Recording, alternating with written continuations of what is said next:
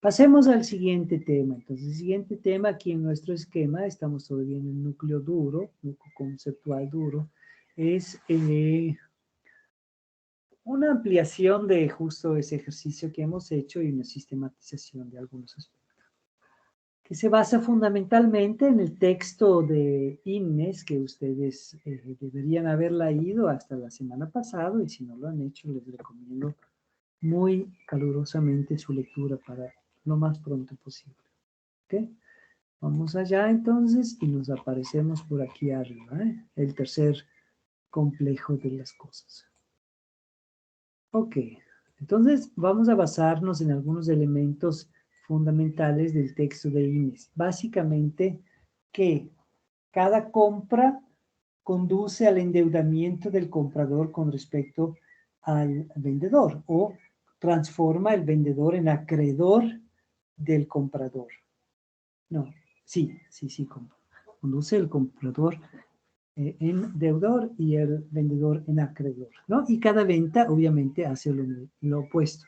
Siempre tenemos estas relaciones binarias, digamos, invertidas, donde obviamente para el vendedor la situación es precisamente inversa como para el comprador. ¿Ok? Y estamos nuevamente en un contexto de sociedad mercantil, donde justamente tenemos productores autónomos independientes, como lo llamaba Marx, donde está ausente esa coordinación consciente y hay algún mecanismo de mercado, lo que Adam Smith llamaba la mano invisible, a través de algunos mecanismos de mercado, se va, se va se va conectando esos comportamientos individuales y forman un todo más o menos coherente. Para los que se interesan en la historia del pensamiento económico, el pensamiento marxista, me permito señalar un libro de un autor argentino recientemente fallecido, que se llama Pablo Levin, okay. Tuve la suerte de ser estudiando en su curso un tiempo y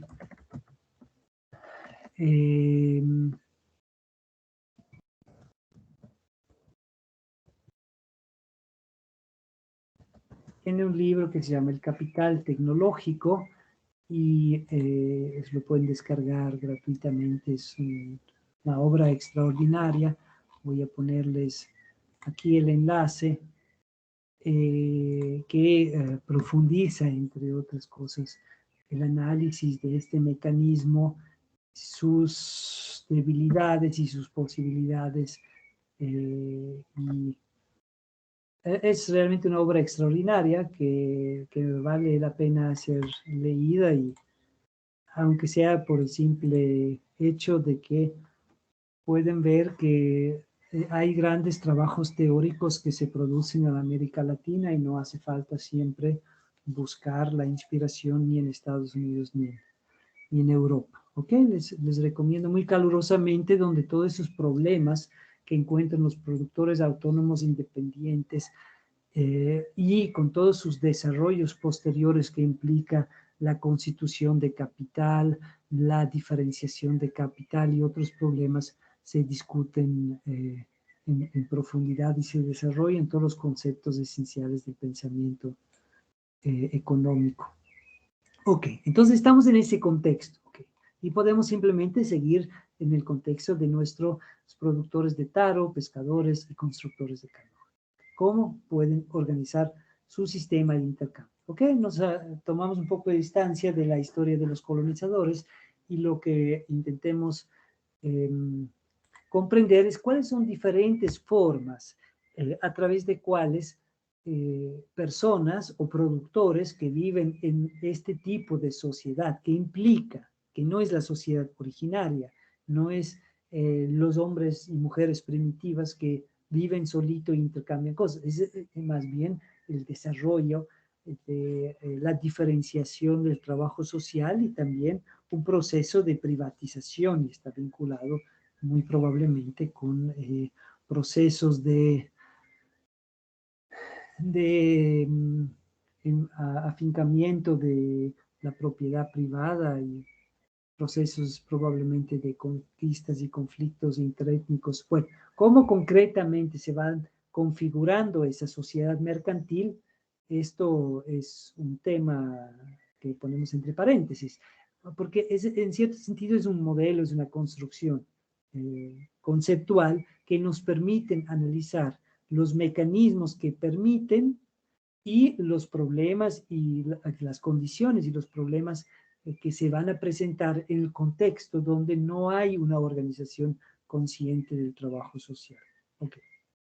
Se presupone la existencia de unidad de cuenta. Okay. Supongamos que tengamos alguna unidad de cuenta como esas piedras de Yap o como los cinturones de plumas de un cierto tipo de pájaros o de alfombras de alguna fibra tejida o cualquier unidad de cuenta que sea, pueden ser 10 medidas estandarizados de una semilla, ¿no? Lo que sea. Pero, y ahí entre paréntesis, ya lo mencioné en el otro video, muchas veces esas unidades de cuentas se refieren a algún producto real, pero son versiones ideales de eso. O sea, por ejemplo, si en una isla la medida, la unidad de cuenta son ciertas alfombras tejidas de una fibra local, la unidad de cuenta es una alfombra tejida, pero es una alfombra tejida ideal, ¿no? Si tú tienes una obligación de entregar 50 de esos y apareces con 50 alfombras reales, todavía tocará considerar si las que tú presentas corresponden a esa alfombra ideal que es la que configura la unidad de cuenta. Ok, entonces siempre hay un aspecto ideal, conceptual, simbólico en este tema de la unidad de cuenta. Ok, entonces el punto de partida es el escrito de Inés. Cada compra convierte al comprador en deudor, cada venta convierte al vendedor en acreedor. ¿Ok? Y entonces, bueno, muchas veces nos olvidamos de eso porque hacemos compras y pagamos inmediatamente. La duración de la deuda que resulta de la compra es instantánea porque inmediatamente procedemos a la salida de la tienda a saldar la deuda que se originó en haber sacado productos de la verdulería, ¿no? Entonces, no se nos olvida que siempre se trata de la creación y de destrucción de deudas. ¿Ok? Entonces, ¿cuál es la forma en que se puede uno, según Inés, liberar de una deuda? Bueno, liberarse de una deuda es convertirse en acreedor de su acreedor, o sea, obtener un crédito, porque la idea fundamental es que la única manera como liberarse realmente de una deuda es ser acreedor sobre el acreedor, ¿ya? Convertirse acreedor sobre el acreedor, porque eso nos va a conducir a cancelar las deudas, ¿ya? Si aquí tenemos las hojas de balances, por ejemplo, del que fue comprador y el que fue vendedor, el resultado de la compra, por ejemplo, es aquí un bien real X, ¿no es cierto?, más un bien real X, y esto aquí tiene menos un bien real X. ¿Ya? ¿Cuál es la contraparte? ¿No? Aquí tenemos un registro de débito, aquí tenemos un registro de crédito y la contraparte tiene que ser obviamente para cada participante lo inverso. Entonces el comprador tiene ahora una nueva cuenta por pagar, si quieren, llamémoslo así, una nueva cuenta por pagar con el vendedor. Y el vendedor, por su lado, tiene ahora una nueva cuenta por cobrar, ¿ok? Con el comprador. ¿Ya? Este bien real ya el comprador consumió, el vendedor ya olvidó que estaba esto, y lo que queda es una deuda por pagar por parte del comprador. ¿Ya? Si el comprador de alguna forma logra convertirse a su vez en acreedor del vendedor, es decir, si por algún mecanismo que debemos justamente estudiar, o logra obtener una cuenta por cobrar sobre el vendedor y el vendedor incurre en una nueva cuenta por pagar con el comprador, bueno, ¿cuál va a ser el resultado? Aparece lo que a veces lo voy a llamar la aniquilación entre materia y antimateria, tac, tac, tac, tac, ¿ya? Yo te debo, pero tú me debes. Bueno, esas dos cosas se hacen, materia y antimateria desaparecen. Si yo te debo y tú me debes, bueno, cancelo lo que yo te debo con lo que tú me debes. Y los dos nos quedamos limpiando, si ustedes quieren, nuestra hoja de balance. Ok, la pregunta va a ser esto, según Inés, es la parte fundamental de toda la historia. Esto es en el núcleo de todo y todo el desarrollo del análisis monetario, de alguna forma tiene que construirse a partir de esto. ¿Ok? Entonces la pregunta es, ¿cómo podemos hacer eso? Entonces lo primero que podemos responder es que podemos intentar tener balances equilibrados en el tiempo. Ok, si el vendedor le vende hoy al comprador y el comprador de aquí en un mes vende otro bien al vendedor, bueno, poco a poco se van complementando y si en promedio a largo plazo los dos se venden mutuamente o se entregan mutuamente la misma, digamos, productos por el mismo valor, siempre podrán efectuar esta aniquilación entre materia y antimateria, esta cancelación entre créditos y deudas y lograrían limpiar sus respectivas hojas de balance y continuar luego de forma renovada con lo que podríamos llamarse algo así como otorgarse líneas de crédito, ¿no es cierto? Líneas de créditos. Entonces, este problema, por ejemplo, que muchas veces se plantea en los libros de texto acerca de las necesidades de introducir el dinero, porque los problemas concretos que se plantean en el trueque son insuperables, se habla muchas veces de como la falta de poder, digamos, fraccionar ciertos productos, ¿no? El que tiene una vaca para vender y quiere leche, bueno, tendría que obtener, no sé, 5.000 litros de leche y obviamente no quieres consumir 5 litros de leche, entonces no voy a tener la posibilidad de vender mi vaca. Entonces, aquí vemos que no es tan así, o sea, porque el vendedor puede entregar una vaca entera al comprador, eso simplemente va a crear una cuenta por cobrar por el valor de la vaca y todos los días el comprador le entrega leche al vendedor y poco a poco este saldo positivo o este saldo aquí deudor se va reduciendo, ¿ya? No hay, en principio, y en una sociedad donde hay irregularidad, porque no estamos analizando aquí un intercambio en algún punto donde se encuentran pueblos en guerra, por ejemplo, ¿no? Que se hablan de esos intercambios silenciosos del silent trade, ¿no? Intercambio silencioso. Creo que aparecen en el análisis, digamos, de los diferentes sistemas de intercambio de Polanyi, Trading Markets. Es un clásico de la historia y antropología económica in the early empires, ¿ok? Pueden descargar de internet, de esa página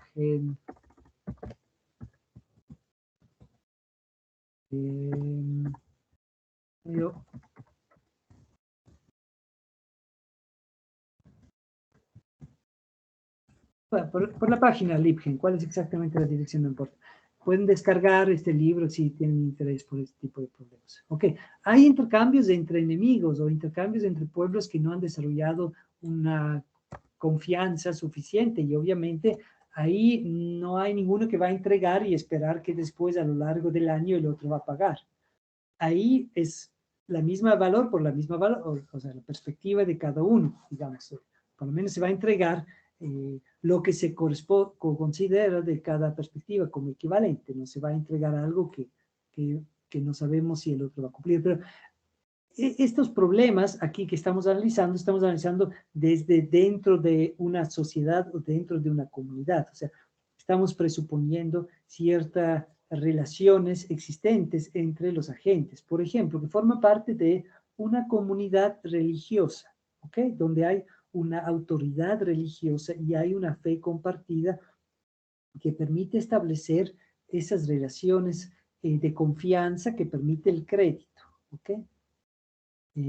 No es un azar que muchos, digamos, sistemas comerciales o muchos pueblos comerciales y financieros se establecen sobre una religión o una etnicidad compartida, ¿no?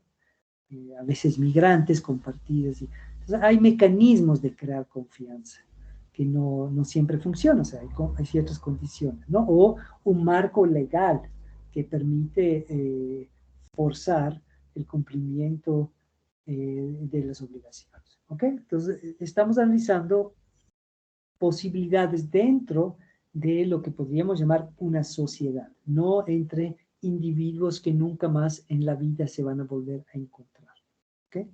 O que se son mutuamente totalmente ajenos en el sentido en que no hay un marco compartido, ninguna autoridad moral o jurídica que puede efectuar o forzarles a cumplir sus obligaciones.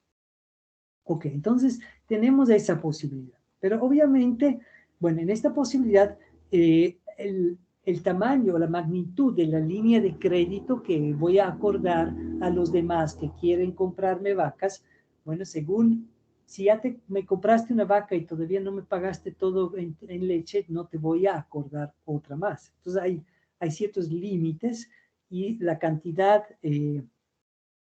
la magnitud de esas líneas de créditos bilaterales va a permitir mayor o menor elasticidad, si ustedes lo quieren, o mayor o menor tiempo para que el otro agente reequilibre sus cuentas a la vez vendiéndole al acreedor. Y obviamente eso también se basa en la voluntad del acreedor de a su vez recibir productos o eventualmente servicios de su deudor. Si el acreedor no le permite al deudor entregarle productos, bueno, el deudor nunca podrá nivelarse. Esto es un debate que vamos a ver sobre todo en el plano internacional, ¿no? Porque lo que estamos analizando aquí entre agentes, en cierto sentido, se reproduce en un plano superior en la economía internacional en términos de las relaciones económicas entre países y sus respectivas balanzas de pago, ¿no? Aquí estamos analizando las balanzas de pago individuales. Ok, pero ustedes se pueden imaginar que esto plantea problemas, porque, por ejemplo, en nuestro ejemplo sencillo, el cultivador de taro no tiene interés de comprar cada cierto tiempo canoas. De hecho, los pobladores que siembran taro tienen miedo del mar, no tienen ningún interés de volverse acreedores del productor de canoas porque nunca van a querer a su vez hacerse deudores y utilizar ese crédito para a su vez comprar canoas. Entonces, en la medida en que se complejiza un poquito el trabajo social y hay, por ejemplo, ciertos productos que van a ser necesarios para como insumos de otros procesos productivos, como aquí el canoa como insumo del proceso de la pesca, bueno, hay un cierto tipo de asimetría. Es verdad que el productor de canoa también va a querer de vez en cambio comer pescado, pero nunca va a comer tanto pescado como el pescador necesita que vender para poder adquirir los canoas. Ok.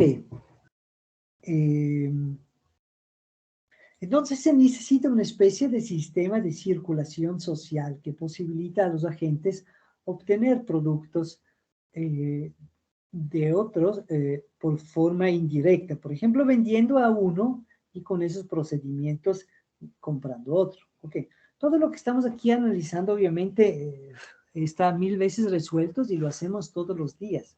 ¿Ya? Simplemente estamos intentando reconstruirlo desde la nada, intentando cómo este mismo problema se puede resolver en el marco del esquema básico de Mitchell-Innes, porque ahí vamos a comprar realmente la lógica fundamental que está detrás de esa experiencia cotidiana que teníamos, ¿no? Entonces, estamos aquí obviamente intentando resolver un problema que en la práctica ya está resuelto y lo estamos intentando resolver para poder comprender los mecanismos profundos, ¿ok? Entonces, necesitamos un sistema de circulación social, ok. Entonces, necesitamos poder obtener medios de ciertos agentes para adquirir productos a otros agentes. Y tenemos que comprender nosotros cómo eso es posible y por qué estos medios pueden funcionar en esto. Ok, entonces aquí les pido que reflexionen 5 minutos qué tipo de posibilidades puede haber, pueden surgir con esto. O sea, ¿cómo podríamos resolver este problema que estamos viendo, que nunca va a haber esa simetría en las compras y las ventas entre los agentes en el plano bilateral para que siempre se pueden compensar los saldos negativos y los saldos positivos simplemente con intercambios directos entre los agentes? Veamos algunas posibilidades, ¿ok? Son modelos básicos que luego vamos a estudiar en mayor profundidad, ¿ok? Entonces, el problema fundamental es exactamente lo que plantea Melanie, consiste en crear la posibilidad para los agentes de obtener ciertos créditos, saldos positivos sobre sus acreedores, de forma que se puede cancelar. Yo, si compro más al panadero, necesito obtener deudas del panadero. Necesito poder convertirme yo en acreedor. O sea, yo al comprar pan me estoy convirtiendo en deudor del panadero. Tal vez solo me aguanta una semana mis deudas, ¿ok? Yo necesito obtener la posibilidad o lograr obtener crédito sobre el panadero. O sea, crear una situación en que el panadero a su vez tiene una deuda como resultado de un procedimiento conmigo. Obviamente en un sistema directo que yo le entrego el queso al panadero para las empanadas, obviamente el problema está resuelto. Tenemos un equilibrio, yo le entrego queso, él me entrega pan, cada vez que yo le entrego queso me hago acreedor y 2 días después él me da pan y se cancelan los créditos y deuda y todo bien. Pero si no es el caso, debo buscar otras maneras de acceder a digamos, a crear la situación en la que yo también soy acreedor de mi acreedor, en este caso. Entonces, una posibilidad es que retornamos al sistema de Menger con su concepto de mercancías líquidas, ¿no? Eso no es el hilo que queremos perseguir. Ustedes ven aquí hay una transformación un poco de la argumentación de Menger. Estamos intentando aquí incorporar algunos argumentos de Menger en el marco conceptual más amplio de Innes y vamos a decir, un bien líquido es simplemente un bien que es fácil de vender. Entonces, si yo tengo un bien líquido, yo sé que el panadero lo quiere comprar. Claro que depende del precio, pero en principio si es líquido le va a comprar. Y en principio el panadero tiene interés de tener en su hoja de balance un bien líquido en vez de la deuda conmigo, con su cliente de panadería. Porque yo mañana puedo irme a otro lado, puedo morir, puedo decir, te odio y tu pan siempre fue duro y no te voy a pagar. Una deuda siempre, un crédito es un riesgo, un bien líquido no necesariamente, o el tipo de riesgos son diferentes. Entonces, si hay una situación donde en principio para un acreedor es más interesante tener el valor en forma de bolas de oro que en forma de promesas de pagar del consumidor del pan, yo típicamente él va a querer comprarme este bien. Yo al venderle este bien me voy a hacer acreedor y transformándome en acreedor del panadero me permite cancelar mi deuda, ¿ok? Claro que uno en el habla cotidiana diría yo estaría pagándole con oro, pero con la lógica de Innes y en rigor, lo que estoy haciendo es le estoy vendiendo un producto o un bien que circula en este caso, que es líquido, y al venderle me convierto en acreedor de mi acreedor y eso permite cancelar deudas y créditos, ¿no? Y el acreedor, en este caso el panadero, tiene incentivos o en general tiende a preferir de tener este activo líquido de mercancías en vez de mi promesa de pago, ¿no? Porque incluso en un sistema así, esto le permite a su vez, pagar deudas, a su vez vender esta mercancía líquida a otros acreedores suyos, por ejemplo, el que le entrega la harina, y entonces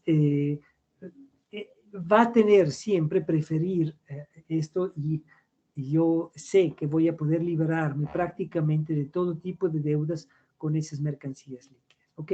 Entonces, en cierto sentido, este es el modelo que tenemos la costumbre de pensar y es el modelo que aparece un poco en los libros de texto, en el texto de Carl Menger, solo que ya lo estamos como reformulando en términos de cancelar obligaciones, ya no en términos de facilitar el trueque. ¿Ok? Pero podemos pensarlo en esos términos. ¿Ok? Y aquí ustedes tienen algunas reflexiones acerca de cómo un sistema que funciona con ese tipo de liquidez en términos de mercancías específicas, líquidas, bueno, cómo este sistema va a depender de la cantidad de estas mercancías en circulación, de la velocidad de circulación y otros fenómenos que vamos a encontrar a lo largo del semestre. Ok. El siguiente paso, que va por como otra línea, ¿no? Ustedes ven aquí, yo estoy aquí mostrando que esto no nos interesa ahorita demasiado perseguir, pero sería una posible respuesta, pero no es la que nos interesa porque queremos profundizar el tema de la circulación del crédito, ¿no? O sea, porque el reto, como lo dijimos, consiste en obtener créditos sobre mi acreedor, ¿no?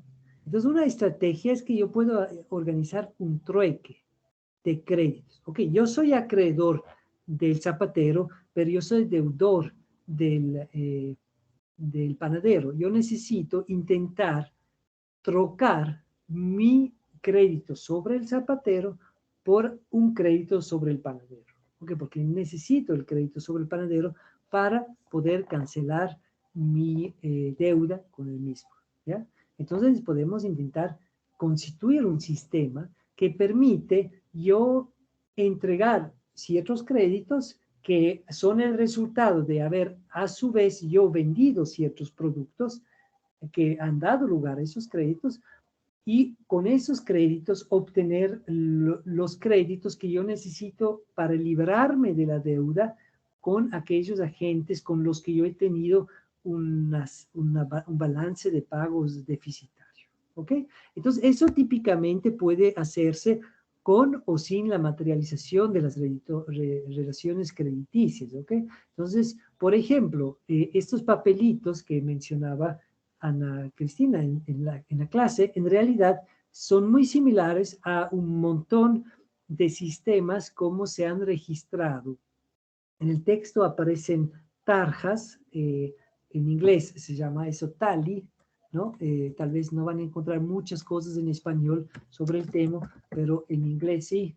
Les recomiendo que miren, son básicamente palos o huesos con registros de deuda que se parten la mitad y uno queda con el acreedor y otro queda con el deudor, ¿no? Y eventualmente, acompañado de ciertas reglamentaciones sociales, estas cosas pueden ser intercambiadas, ¿no? Hay una cierta capacidad de circular, entregar una deuda sobre alguien, un crédito sobre alguien a cambio de otra cosa, ¿no? Entonces, típicamente también aquí tenemos esos encuentros de mercaderes muy famosos en las ferias de la campaña, Champaña, ¿no? En Francia, donde una vez al año, en el marco de los festejos religiosos de la iglesia local, y ustedes ven aquí otra vez la importancia de la dimensión religiosa en cómo darle un soporte moral y una cierta autoridad a estos encuentros resolver estas redes entramadas de obligaciones que eran el resultado y el sustento de los intercambios de mercancías a larga distancia en la Edad Media, ¿no? De todas esas redes que son muy estudiadas en el caso europeo, pero sin duda también existían en esos intercambios mucho más amplios que, por ejemplo, se desarrollaron en la misma época en el mar Índico, ¿no? El mar Índico desde el sur de la costa oriental de África hasta Indonesia y de ahí más allá hasta China, todo un sistema comercial enorme, mucho más amplio que el europeo a la época y bueno, seguramente debe haber habido mecanismos similares donde los mercaderes se juntaban y intercambiaban entre ellos créditos sobre otros y con el fin de liberarse a su vez de las deudas. Ok, aquí les dejo algunas preguntas que ahorita no hay el tiempo de profundizar, pero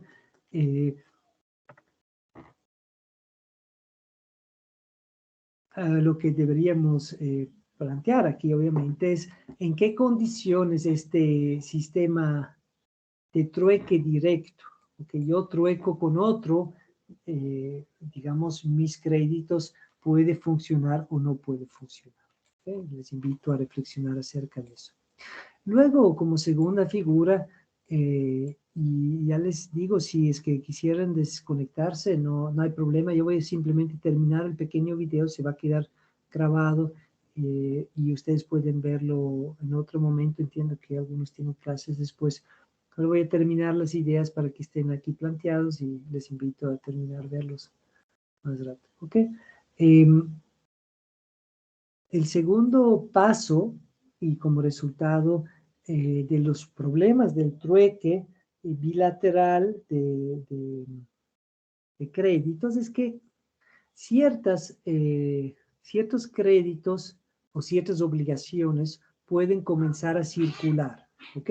Son más líquidos que otros, en el sentido en que la mayoría de los participantes en determinada esfera comercial, por ejemplo, tiene interés de obtener crédito sobre determinados actores, ¿ok?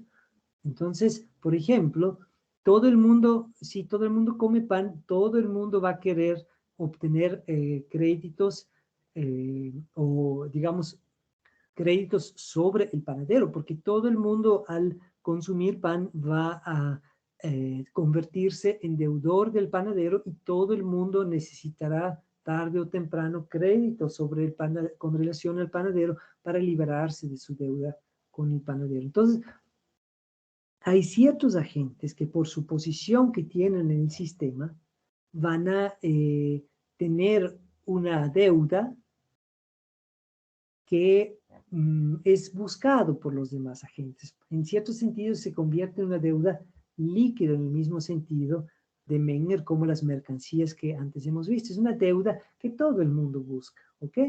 ¿Quiénes podrían ser esos agentes? Bueno, podría ser el panadero, pero obviamente aquí se plantea el tema también de ciertos mercaderes que jueguen un papel fundamental y eventualmente eso se conectará eventualmente con su capacidad de pago en términos de mercancías, por ejemplo, de oro. Se podrían combinar sistemas aquí, pero estamos viendo como los tipos ideales, digamos, separados, o típicamente podrían ser ciertos agentes públicos, ¿no? Si, por ejemplo, un poder conquistador o un poder real es capaz de imponer una obligación tributaria con todos los súbditos de una determinada zona geográfica, todo el mundo va a tener obligaciones con esta entidad. Entonces es la misma definición de este poder tributario, de poder empujar los agentes en una posición de obligación hacia él.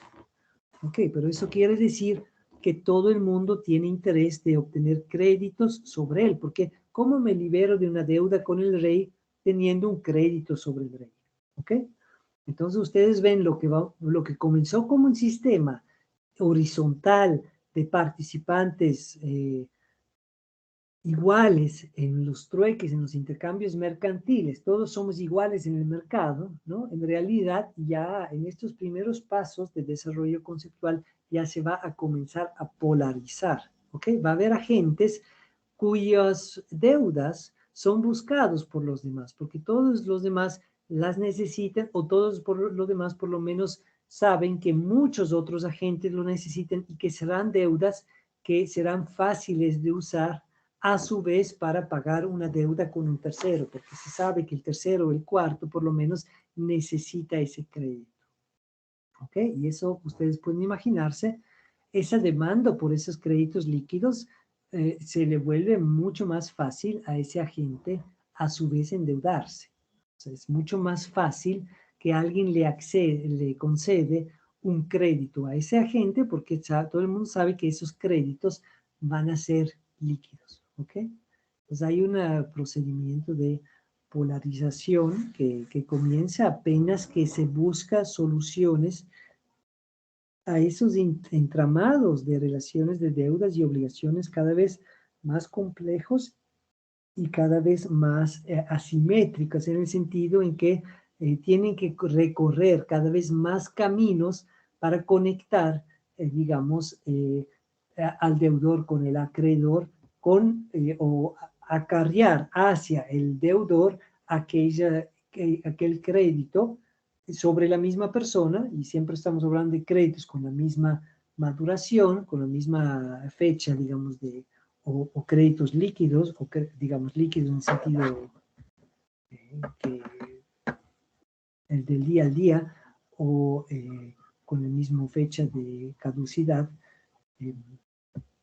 no es la palabra adecuada, caducidad, de maduración o expiración. Ok, entonces se va a comenzar a cristalizar o polarizar ya la sociedad aquí, porque hay ciertos cuyas deudas van a comenzar a circular entre los demás, ¿ok? Tanto entre aquellos que buscan obtener créditos sobre esos agentes específicos porque ellos tienen obligaciones a saldar con esos mismos agentes, como entre otros que saben que podrán saldar deudas a terceras con esas deudas líquidas en el mismo sentido como antes dijimos que las mercancías líquidas de Menger permiten saldar, obtener un crédito sobre mi acreedor. ¿Okay? Ok, aquí tienen unas preguntas para reflexionar eso. Hay otra variante, ok, esto eventualmente en un círculo más restringido se puede desarrollar una cámara de compensación. ¿Qué significa eso? Por ejemplo, ciertos agentes, como ciertos mercaderes o ciertos bancos, por ejemplo, posteriormente vamos a analizar eso, pueden decir, ok, tenemos una red entramada de deudas, tú me debes, yo te debo, ¿por qué? En el caso de los bancos, lo vamos a analizar en detalle, habrá pagos de los clientes de los bancos entre ellos que dan lugar a deudas constantemente cambiantes entre las diferentes instituciones bancarias, ¿no? Pero lo mismo podría pasar, por ejemplo, entre agentes mercaderes en un determinado espacio. ¿Qué es lo que van a decir? Es complicado organizar concretamente el mecanismo que me permite constantemente obtener aquellos créditos que necesito liberarme de las deudas, ¿no? Ese proceso es complicado. Y no queremos de pronto que alguien se polariza aquí entre nosotros. Queremos más o menos mantener, si ustedes quieren, una especie de comunismo entre los que estamos posicionados económicamente en la cúspide de la sociedad. No queremos que uno de nosotros surja como el que maneja la cosa. Mejor organicémonos y hagamos un sistema para compensar automatizado, ¿ok? Y vamos a decir lo siguiente. Dado que tenemos control sobre nosotros mismos, vamos a reconocer todas las promesas de pago de todos los agentes de nuestro círculo que formamos parte de la Cámara de Compensación, la vamos a reconocer ya no como deudas bilaterales, ya no como lo que Juan debe a Julio, sino como lo que debe Juan a nuestra sociedad de la Cámara de Compensación. ¿Ok? Y a la vez todo el crédito, lo que Julieta tiene crédito sobre Javiera, bueno, eso ya no es entre Julieta y Javier, sino entre Julieta y todos nosotros. Entonces, el crédito y las deudas bilaterales se transforman entre créditos y deudas entre un agente y el conjunto de los agentes. ¿Ok? Y entonces ustedes ven, es mucho más fácil cancelar la mayor parte de estos, ¿no? Porque si uno tiene bastantes deudas y bastantes activos, bueno, se cancelan estos, ¿no? Es un proceso de compensación, se cancelan y solo queda el saldo. Si tengo un poco más de crédito o un poco más de deuda y digamos, solamente tocará pagar los saldos existentes entre eso. Entonces, tenemos un proceso en que nos reconocemos esta sociabilidad, o sea, esa sociedad, y que estas obligaciones y esos créditos son expresiones de un deber o un derecho sobre la sociedad en su conjunto, más allá de cuál es exactamente el ejemplar, digamos, el miembro de la sociedad quien lo incurrió de verdad. ¿Ok?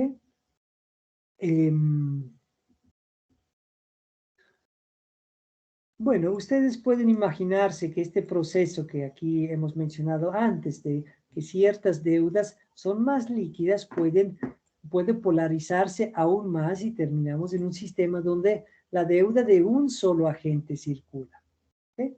Entonces, en este sentido, este agente se vuelve la encarnación de la sociedad en su conjunto y tener crédito sobre ese agente significa tener crédito sobre el conjunto de la sociedad. Y al revés, tener deuda implica tener deuda sobre el conjunto de la sociedad. Entonces, integra todo el mundo, pero en cambio, en contraste con la Cámara de Compensación, va a surgir una entidad como la que condensa todo ese vínculo social. ¿Ok? Y lo que va a circular y lo que permite, por ejemplo, al comprador al vendedor o el productor de canoas comprar papas es que él puede entregar esta deuda de este agente al cultivador de papas porque es una deuda o este reconocimiento de deuda es un derecho de aquel que lo detiene sobre el conjunto de la sociedad y por ende el medio para adquirir pescados. Ok, aquí quedan algunas preguntas que ustedes pueden reflexionar qué implica eso y en particular aquí obviamente el problema de la polarización de la sociedad se agrava o el control de la sociedad sobre el agente que es capaz de poner a disposición de la sociedad en su conjunto esos medios de pago. ¿Cómo lo controla y cómo debería controlarse la creación de esas deudas que van a estar circulando y que van a permitir pasar de mano en mano y en pasar de mano a mano ir borrando esas relaciones de crédito, débito, deudas y activos existentes y así permitir renovar el procedimiento? ¿Ok? Entonces, eso puede ser, por ejemplo, el Estado, o eso puede ser un banco central, o eso puede ser otro agente central, ¿ya?